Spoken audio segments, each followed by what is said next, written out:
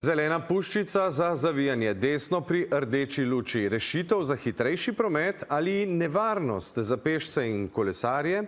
Prometni znak, ki je pri nas v uporabi od leta 2021, se je hitro razširil po državi, stroka pa zdaj opozarja, da takšno zavijanje lahko povečuje varnostna tveganja. Zato predlaga, da bi tudi Slovenija sledila številnim tujim mestom, ki to prakso že ukinjajo.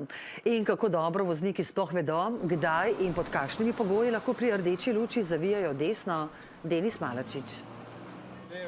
Žiga Breznik, ki je po prometni nesreči pristal na invalidskem vozičku, danes po mestu pogosto uporablja tudi ročno kolo. Opozarja, da vozniki pri zavijanju desno ob rdeči luči pogosto pogled usmerijo predvsem proti avtomobilom z leve.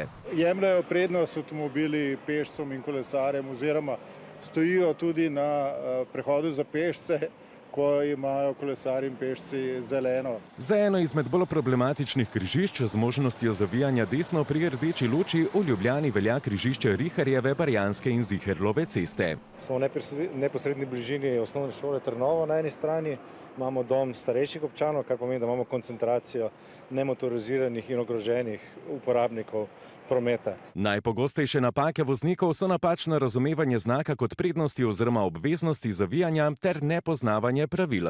Moš biti prepričan, siguran, da je frajne. Moš pogledati na prehodu za pešce, pa ne vem, na prednostno cesto, če zavijaš, moš gledati. Veste, to je zdaj pa tako ratalo, odvisno od šoferja, kako si predstavlja. Pri nam vidim na Jurčkovi je vse zelo drzno, posebno mlajši. Ja, vse drvijo do nezavest. Sam pogasil.